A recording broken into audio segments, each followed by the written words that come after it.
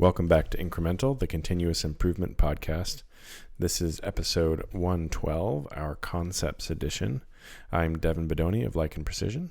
And I'm Uriel Eisen of Austere Manufacturing and Arta Cards.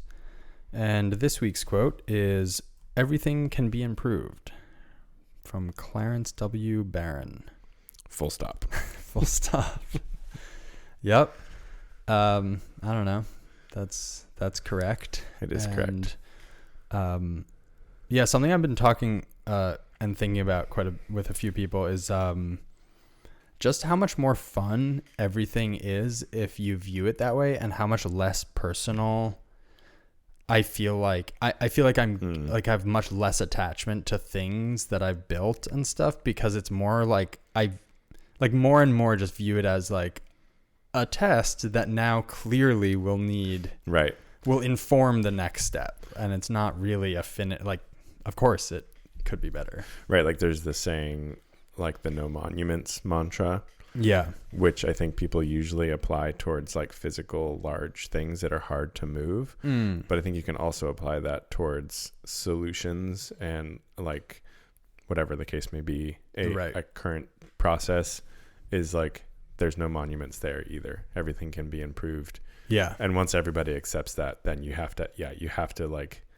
let go of your attachment to it being your baby, the best, the final. Because as soon as it began life, you knew that it was going to be redundant someday, or not redundant, but obsolete.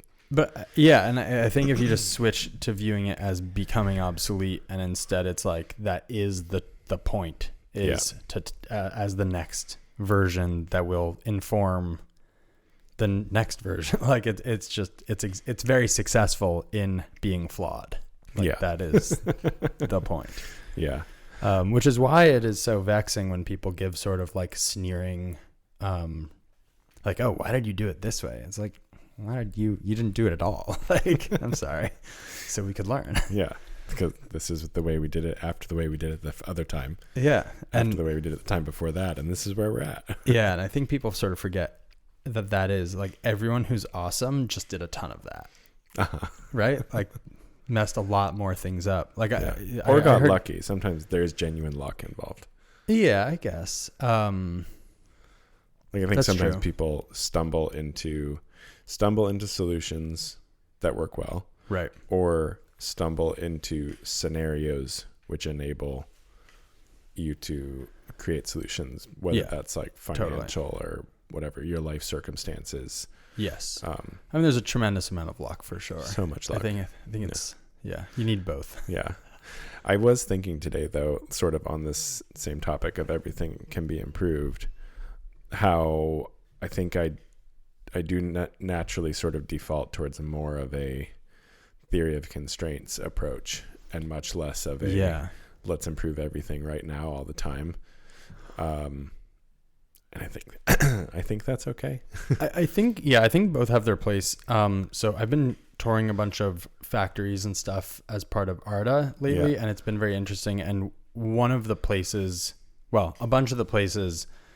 unless there's an obvious problem people are up against, theory of constraints, I think you need to know a lot more to start in a funny way, because it's very data driven, and it's like, where's your bottleneck? I mean, there's ways of walking the floor to find those bottlenecks and solve them, but it's sort of like, if management is sort of maxed out, which I've seen a lot of, it's not really like, it seems a little easier, some of the places where there isn't one obvious problem, to sort of just introduce that as a culture, the continuous improvement side, where it's like, whatever your thing is, just improve that. Right? Like, we don't need to develop a really holistic view of the company. And that's a good point. It's like, just, sweep around your machine, and then better yet, make it so you don't need to sweep it again, because the dust's, whatever the thing is. And there's some waste there in that. Yes. You're not like fully optimizing everybody's labor, but the upsides, like there's going to be a lot of wins in all of that waste that will be like towards the central goal. Yeah, and for people who are not remembering theory of constraints, the idea is that if you excuse me, if you improve an aspect of the business that is not a bottleneck, you don't increase throughput, and so the business metrics won't really change. And so yeah, like it's waste to improve that, because what's the return? Yeah, I think I don't. Yeah, I mean, there's interesting stats on like theory of constraints. Companies that use theory of constraints to guide improvement efforts are significantly more successful. Are successful more of the time. So like 80% of companies doing that see whatever increase in, I forget the exact time of the study, but yeah, versus like, I forget, 20 or 30% of people who started lean saw a significant change in that, like a 2-year window or something. Interesting. Which definitely makes sense. On the flip side, I've seen a lot more people doing lean. Right. And I think it's just easier to get into. And I know from my personal experience, and I think you too, is like we started improving the wrong things for sure. But that got us here. So yeah, like a lot of the improvement projects were not huge successes from a business perspective, but they were huge successes from like a deeper understanding to then have those business successes, I think. Yeah. I don't know. Yeah, I've been spending a lot of time thinking about sort of where our bottlenecks are and how we can distribute labor, and it is a tough nut to crack. So I can see that trying to apply theory of constraints is complicated. And I think it's also, maybe this is totally wrong, but my gut is that theory of constraints works much better in a relatively stable production environment.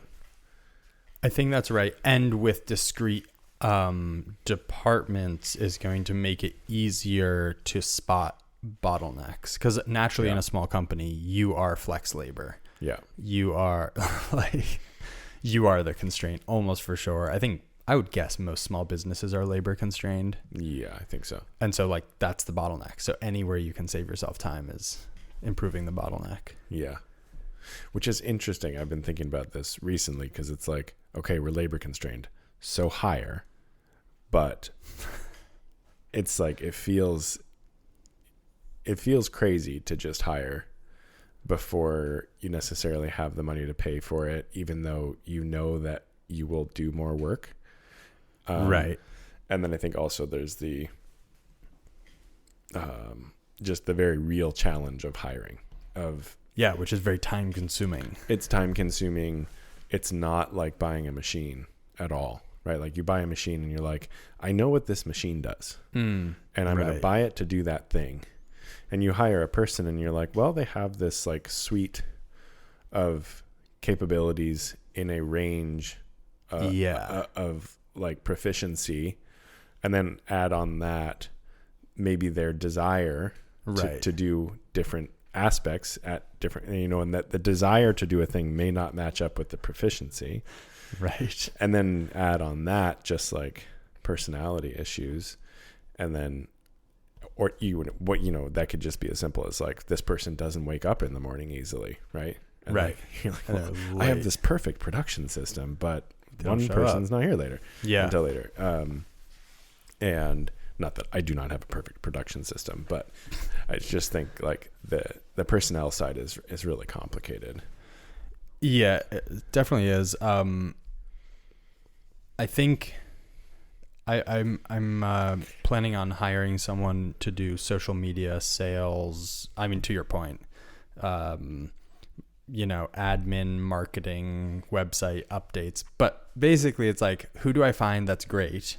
Like that's the realm of stuff. Presumably they'll be able to do quite a few of those items. Probably they're going to be very good at one or two. Yeah. And then sort of figure the rest out or something. I don't know. And yeah, it's like, depends who I find. And if they're really good at one part, they'll do a lot, and there's room for all of it.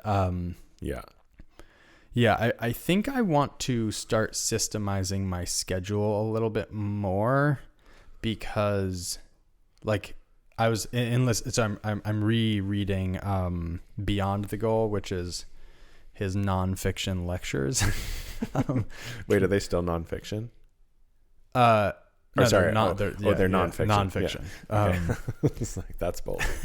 That would be very bold. Story time with Eliyahu Goldratt.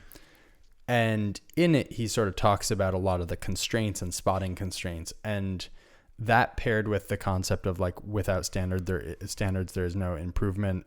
My calendar isn't broken out into like in the morning I'm doing this like I need to complete this project by X date, and so I'm going to do a whole phase of that where I'm sort of gaming out how long I think that's going to take and all the steps, and then I plug that into my calendar and it's like, okay, that should be done. Mm-hmm. And then if someone comes along and is like, hey, do you want, like, can you do this? There's nothing for me to refer to be like, yes, but that will have to happen in 6 weeks. Mm-hmm.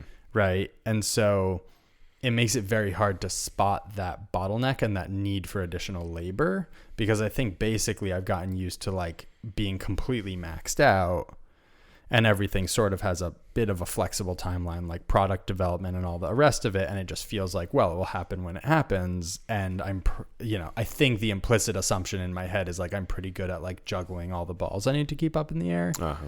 I don't know that that's correct at all. Right. It's probably like just leaving a tremendous amount of value on the table because the business isn't doing all the things it could be doing, is my recent hunch. I think we talked about this offline, but just considering like what the business does really well right now. Yeah. And then just like doing more like rinse and repeat the existing systems that are working. Yeah. I don't know. Bit of a tangent. Interesting. What are you thinking on you have a note here about kind of your thoughts on labor and skills and such. Yeah. So kind of, as I've mentioned many times, we've had a sort of slowly shifting, but consistently shifting work mix in our shop. And prior to that, we'd really organized the labor in a kind of departmental fashion. Okay. One person, with 4 people, one person responsible for, admin and programming, one person responsible for setup, one person responsible for running machines and tumbling and stuff. Okay. One person responsible for shipping, procurement, purchasing. Yeah. And when you have a very consistent flow, that works really well. But as we've started to get into workflow where like overall we have a consistent flow, but the chunks are kind of more irregular sizes, and we end up with like gluts of work in different departments at certain times. Yeah. And so just realizing that we need more redundancy in our workforce, I think skills redundancy. I think we're going to attempt to maintain sort of like responsibilities, and I think we've learned a lot from that departmental flow and these handoffs like we've talked about of like not having one person carry a project through from start to finish requires communication, which requires refining that communication, refining the processes and documentation, and that has been great, and I don't want to lose that.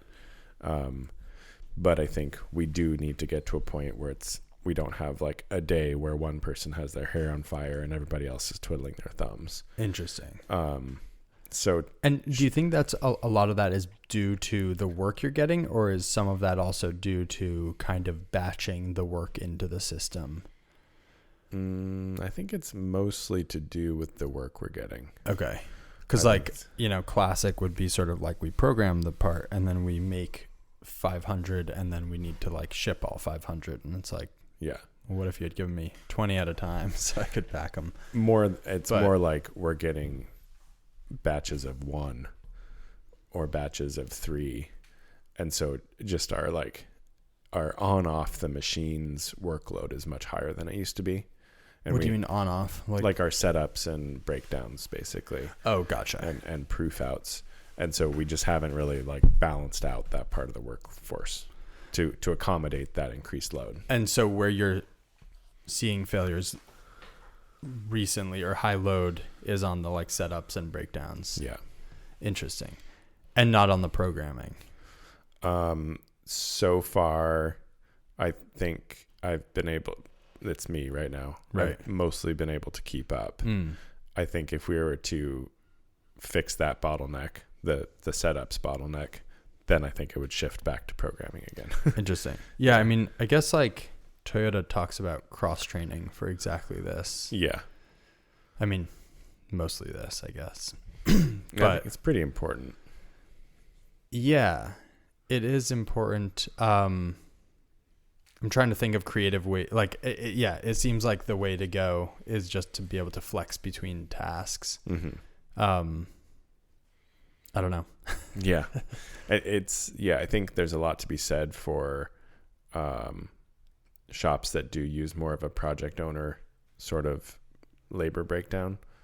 But I'm also pretty attached to the strides we've made and what we've learned from not having that. Yeah, I think there's like, more juice on that road. Yeah, there definitely is, and the scalability is much higher. Yeah. Like the project owner like model can be it's very versatile at a certain scale. And beyond that certain scale, it becomes, I think, very hard to grow. Yeah, so there's a really good lean tour. I'm forgetting the name of the company. They make control cabinets. And they talked about like the artisan model is still industry standard, where it's like some person who's been doing this for, 15, 20 years, who can look at a drawing and sort of go like, okay, that should be arranged this way. And they do all the wiring and they do they put everything together. Yeah. And it makes sense, like that model makes sense historically, that it would sort of evolve to just these really high skilled people. But like you're saying, you can't scale it. And then that company did a lot of work to sort of switch roads and get on the like, we have drawings that go to people who do different things, and people are cross trained, and they finally got the whole package set up so that someone who had been doing it, I want to say for 2 months, could do it way faster than an artisan by following drawings, because the drawing can now tell them like, run a wire of this gauge from this point to this point. It will need to be this long, terminate this end with this connector and that end with that connector. They go do that. Then they go put it in the cabinet, instead of like coming up with some nice way of routing the wires and then terminating them, but now it's already in the cabinet, so like getting the crimper in there is just like it's very slow and hard to optimize, also because there's no standardization. Right. I think like everyone's doing it a little differently, and everyone has some pride in that. Yeah, the documentation thing I think has been one of the biggest like come ups for us, I guess, is like, because we had so many things in the past that we had figured out how to do. But if that person didn't happen to be working on the project again, you were figuring it out again. Interesting. Or even if it was something similar, it didn't have to be the identical project. And it's sort of like I don't know how to explain this, but things have sort of self-optimized as we've standardized certain workflows. Like, do you have an example? I guess just like our tooling, like in our machines, it used to be like I had sort of an idea of where I'd stick stuff, but now it's like there's a library. The tool has a number. You put it in the same spot because that's the easiest thing to do. And so tools tend to change positions in a machine less than they used to. Oh, interesting. Even though theoretically we've optimized for a system that allows for flexibility. It does allow for a flexibility, but some of that flexibility isn't required anymore because things are just sort of converging. That's funny. Right. Because like there was almost more variability because you allowed for variability. Yeah. Which sounds like a really stupid thing to say, but yeah. And then just being able to, go back to maybe even just a part that's similar to the one you're about to do now, and just say, oh, this is how we set it up. Oh, that was a good way to do it. Let's do it again. It's something as simple as that Interesting. Which, if you don't have any documentation, is impossible. It's just like, hey, do you remember what did we do? Oh, I don't know. That was 6 months ago. I have zero We just ran recollection. into one of those in our shop. Yeah. We have a big recurring retailer, and we have no idea how we packaged their stuff last time. Yeah. And it's like, it's just we're standing there talking about it. It feels like it's we're solving a problem, but it's such a dumb problem. Yeah. And we have no record, so Yeah. definitely on my mind. Yeah, we still have a long ways to go. I had an instance today where we received a PO from a customer that doesn't have great documentation on their own drawings.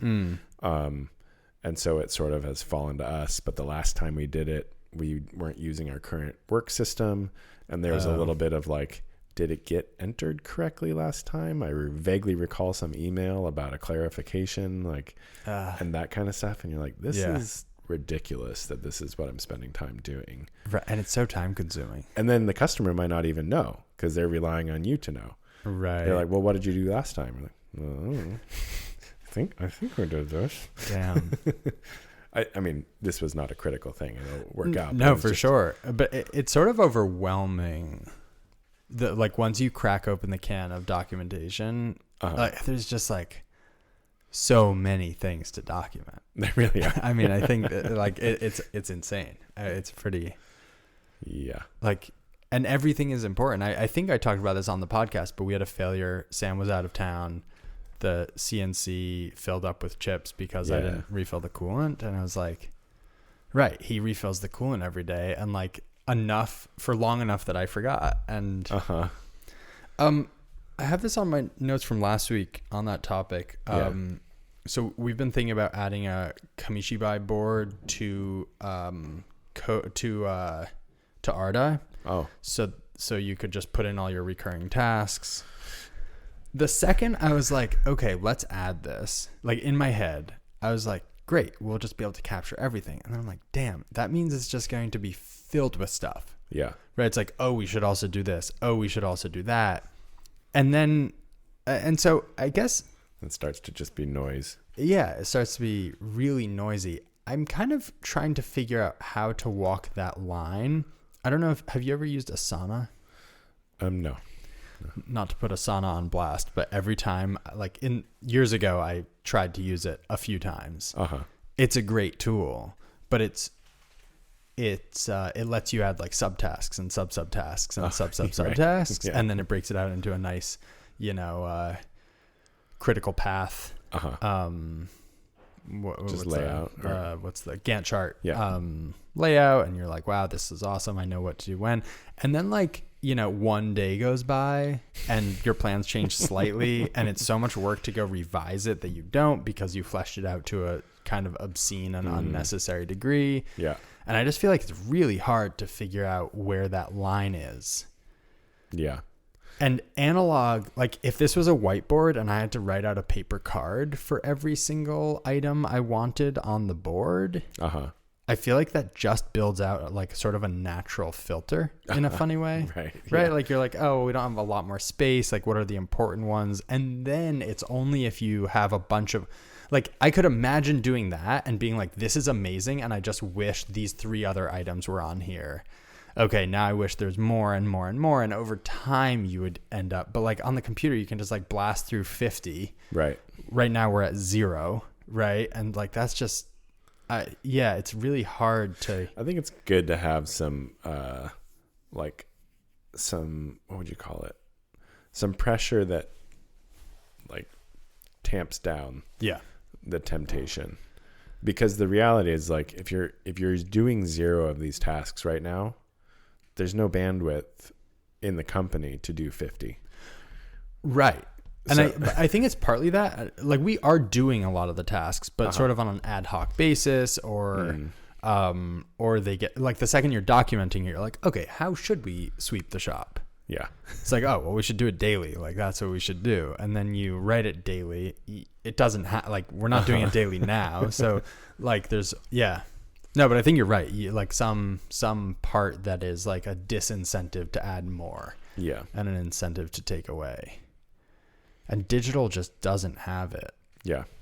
I've been meaning to. There's been a lot of balls in the air the last few weeks and upcoming few weeks, so I have not done it, but I really like the digital board with it just seems like the analog board in the shop with daily, weekly, monthly. Yeah, and I think we are going to build out the tool so that each of those cards can have a QR code that then you can link to an SOP or just, I don't know. A lot of them have back-end stuff that would be nice to connect it to. Sure.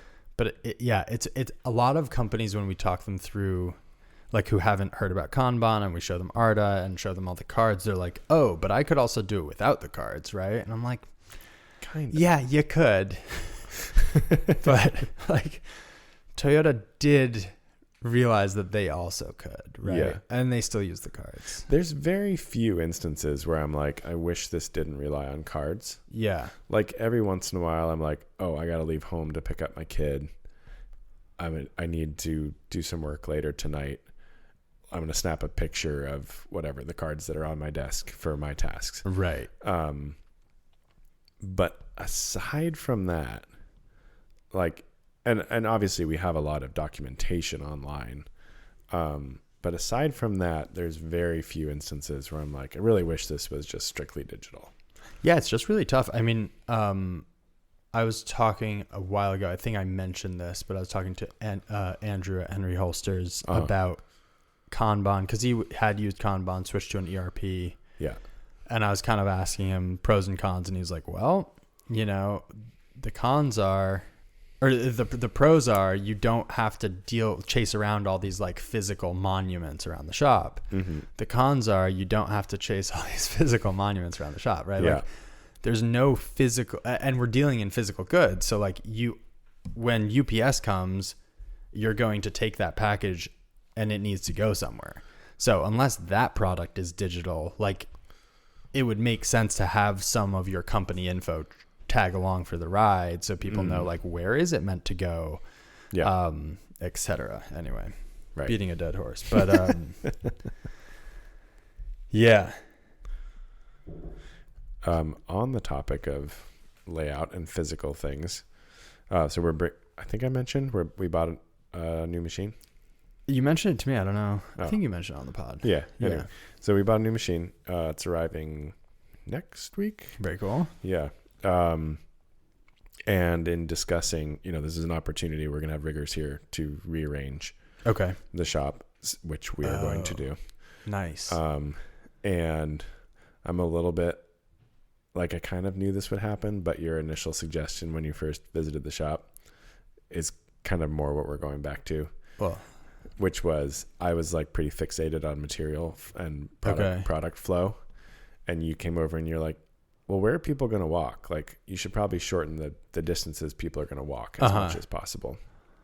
And I was like, I think this will be cool. I think we're going to try it out. Yeah. Apparently I had to prove it to myself. Had to prove myself wrong. But kind of what we're coming to actually is that the machine layout we had in the tiny shop was great. Interesting. It was just that all of the other stuff packed in around the machines was not great. So I think we're more or less going to recreate our old layout from our tiny shop. Oh, cool. In one small portion of the shop. Very cool. And then kind of have our other systems that's outside of it. Interesting. How do you anticipate, like, the problem I could see with that is when you start to and I remember in your old shop, this was a problem. Yeah. Having more than one person trying to operate. Are you making modifications for more than? It's going to be slightly bigger than the old shop. Okay. Like slightly spread out. Gotcha. But same concept. More or less same concept. And kind of I had this idea, right? Like, that we'd have this beautiful flow where, like, parts would come in, they'd get sawn, they'd flow to this position and join with their tools, and then flow to each machine, and then kind of like loop around the end through tumbling to shipping. And kind of what we've come to realize is it's more like, you saw some stock, they go into this machining zone and bounce around for a while, and then at some point they kind of like pop back out. And more importantly is that people are bouncing around between all of those machines and the tooling station quite a lot. And so trying to shorten that whole distance as much as possible is what we're going for. Yeah, I wonder. I think it would be quite different if you had. We've talked about this before, but like every process is manned kind of all the time. It's just such a different thing. And I think the cool thing is that every size company has examples of both, right? Where every process is manned but if you actually zoom in, typically a process might be like a U-shaped cell that's made up of 7 steps and one person does all 7. So they're not all manned kind of. I wonder what the theory is kind of behind each. 'Cause like one would suggest sort of hyper optimization of, maybe not hyper, just optimization of plain old optimization. Just your simple. Of each process or operation. I don't know. Well, even if it's a set of operations, like, like machining, you could go like, okay, we're going to have a lathe mill flow. And so let's go. But then if you're also doing other flows on the same thing. I guess it sort of, I mean, there's a nice, like if you visualize a bell curve as you want to raise the peak for like super specialized on one kind of thing, it tends to pulls the sides in. Totally. So it's kind of deciding your optimal.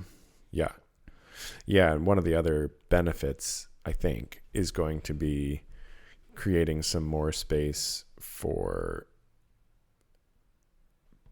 visibility, I guess, into status. Like right now, we haven't had a really good place for our boards and like our purchasing, shipping, kind of like planning area to all be in one. And I literally like move my workstation around on almost a daily basis because I'm like, where do I go? Like, what do you mean, where do I go? Like there's nowhere in the shop that's obvious like for me to exist as like the programmer. Oh, so you're thinking more like consolidate the machines, maybe make an area for programming. Yeah, like an area that's like planning, programming, purchasing, like stock receiving, like kind of all of the pre-machining steps. Where all of the like pre-machining information can also exist. And right now that's not a thing. Very cool. Because I was so focused on material product flow instead of information. Well, now you can flow. Explain to everyone who's laying out a shop why they're on the wrong track. Yeah. Some things you got to learn the hard way. It apparently everything in my case. Some people over and over again. Yeah. There was a nice little tidbit in Beyond the Goal. Trying to come up with, I mean, his big thing across the board is every metric should be in complete alignment with positive outcomes for the organization. But then also just, he's very nitpicky about sort of definitions and then letting definitions and metrics, basically, if you get them right, the rest follows. Whereas if you're kind of off, then there's a lot of management that has to happen beyond just that really carefully considered definition and metric, I think. So an example of that is like, we want to reduce inventory. Well, measuring a department by how much inventory they hold is a bad idea because it is not in complete alignment, right? You don't want zero inventory such that your lead times are now 3 months and all your customers are like, no. And so just, so he has like inventory dollar days is his metric. I think we talked about a while ago, which is how many dollars of inventory you carry for how long. And like that was one he settled on. But one definition he had in there, which I thought was really nice, is, looking at things that have been done and dividing them into things that should have been but weren't and things that shouldn't have been done but were, which describes the entire, like everything falls into one of those two categories and there's zero overlap, which is sort of the goal of a good definition, right? Like but there's also things that should have been done but were, right? So you have things that shouldn't have been done but were done, and then you have things that should not have been things that should have been done but weren't done. And those are the two. And everything falls into one of the I see. And then there's good work. Yeah. Sorry, okay. This is just for waste. Oh, okay. Sorry. Yeah, that's sort of important. You're like, I think for business, yeah. Hopefully, there's another category. Yeah. No, so that's how to divide up waste. And he defines things that should have been done but weren't as being unreliable. So if a process or a person is not doing things that should have been done, that's unreliable. And then things that shouldn't have been done but were as being ineffective, because you're putting time into something that isn't needed. Interesting. That's a good simple way to. Yeah, it's just when nice. you're trying to explain waste to people in the context of lean, sometimes it just sounds like you're just like yammering away about something ridiculous, and people are like, You seem excited about it. That's great. Good to see you. Yeah. You're like, no, but really 80%. Think about this. And they're like, okay, yes, this is a better way to get the point across, I think. Yeah, it's kind of nice, and we've talked about different lenses to kind of walk around the shop with. It's been a fun one, and I think like inventory falls into the category of things that shouldn't have been done but were, and just getting right to that edge, right, is hard. It flips into the other side. Exactly, and it's like that needle. Yeah, that knife's edge you're trying to walk. He's not trying to walk it, interestingly. No, yeah. Very much not. And it's interesting to hear his calculations. One other fun, just numerical tidbit is that when you, he was talking about where to hold inventory. And if you push your inventory out to your, like say a store, right? Your retailers. Yeah. They need to hold enough inventory to have, like depending on who walks through the door and what they buy, they should have enough to supply what they need. Turns out that if you pull the inventory back to a regional distribution center, as you, your factor of how much inventory you need drops by the square root of the number of nodes like below that node. Yeah, makes sense. And so like if you have 400 stores, then you need 1/20th the inventory if you hold most of that inventory in a regional distribution center and then ship it reliably. Yeah. Hence and Amazon. Yeah, right. Right. And it's just nice to have some of those numbers, but that applies throughout the supply chain. Interestingly, he doesn't really view retailers as being separate from your organization, which is funny because like I've sort of been coming to that with coming up with bulk pricing. Right. We're like, why am I incentivizing my like store owners to carry a bunch of my inventory? I don't have massive internal efficiencies when someone orders right X number. And so like, it just is them taking on risk. Yeah. And anyway, so kind of interesting. I mean, it kind of makes sense. The more I think about this, the more I think of the concept of reducing inventory, while very real, and there being very real like upsides to reducing inventory. Yeah. I think a big part of its effectiveness is merely as like a mental model to like push you in a certain direction. Because when you like try and apply it, it forces a lot of changes, which are beneficial changes. Right. But But at the end of the day, I would suspect that the waste of dollars in inventory, while very real, is like orders of magnitude less than the waste of cost of all of the delays and stuff that are generated by not attempting to reduce inventory, if that makes sense.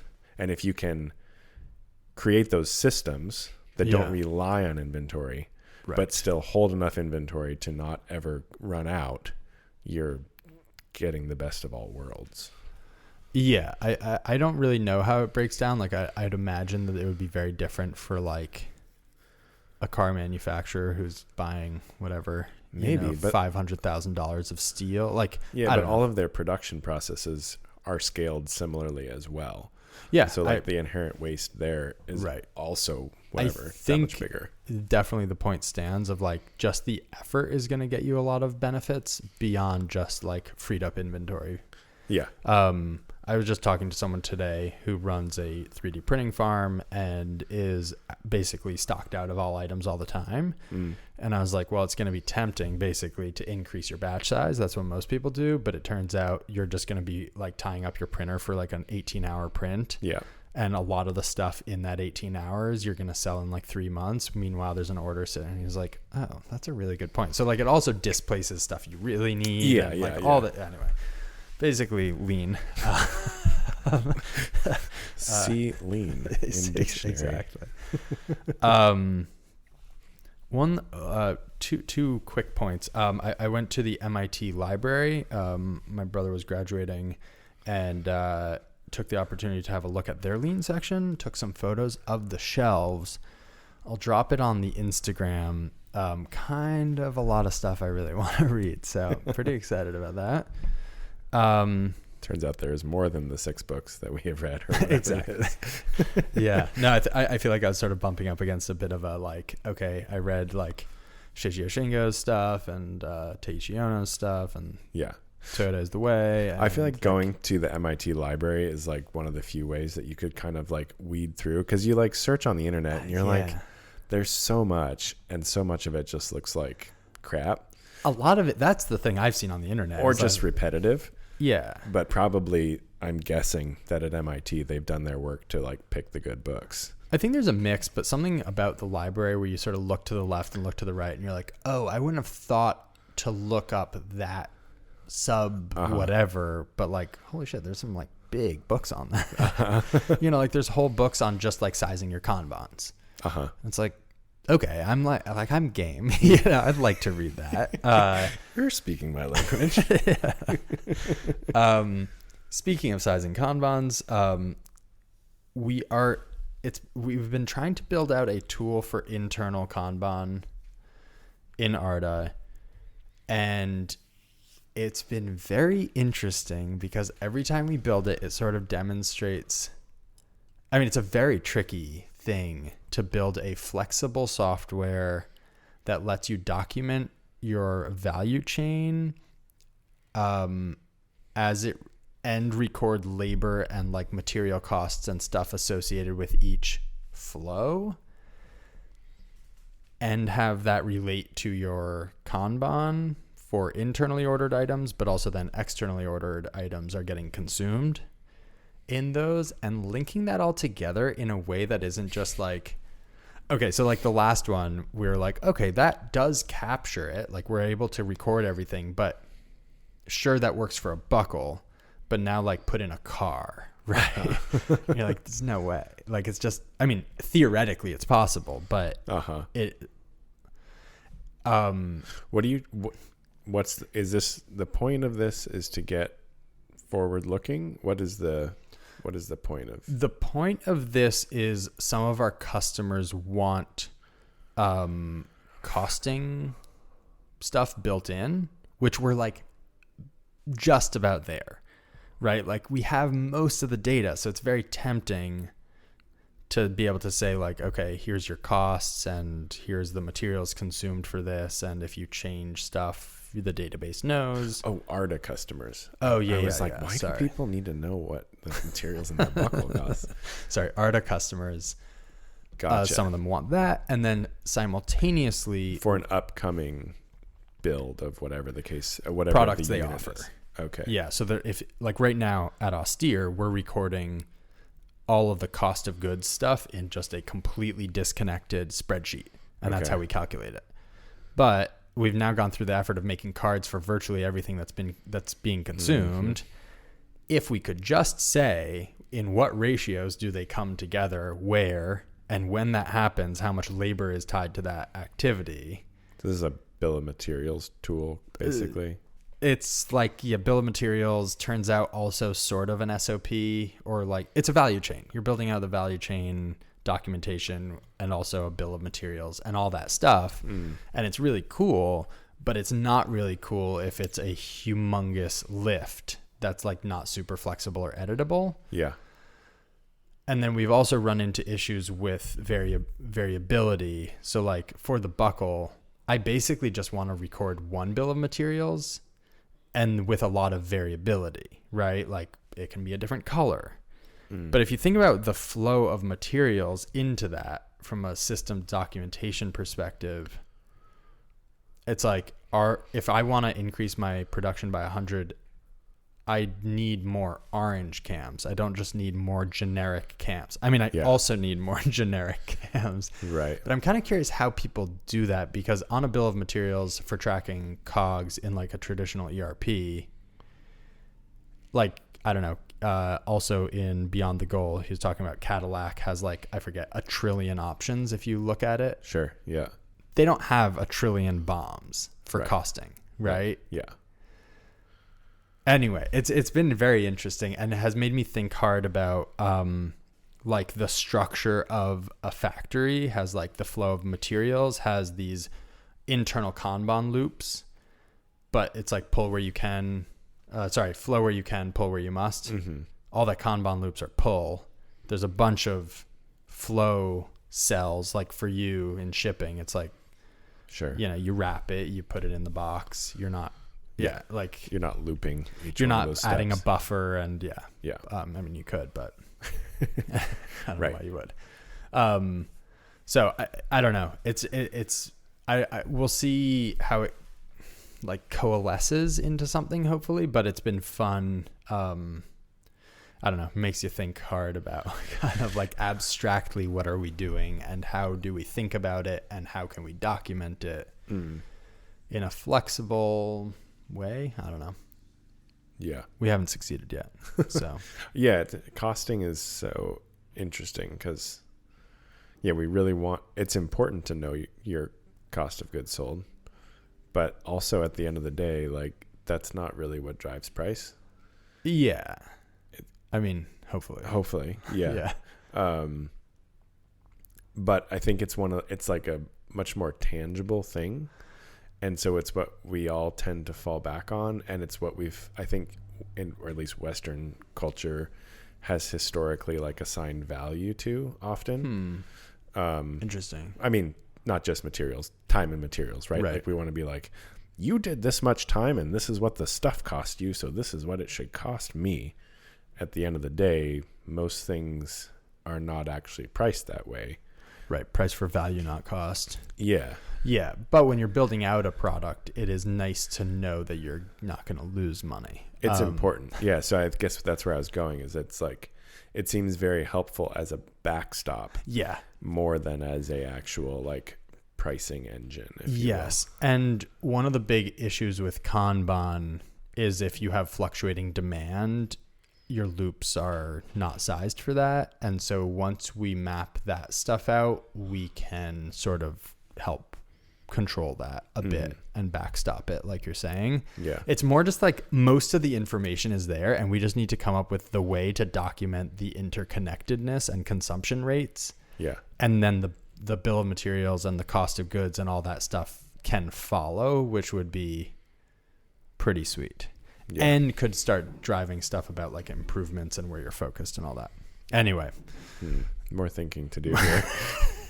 Every tool we've built has become extremely complicated and then slowly gotten simple. So we're still on the more complicated. You're on your way up the mountain, not down the other side. Exactly. Sorry. Yeah. That's the hard part. Yeah. It's fun though.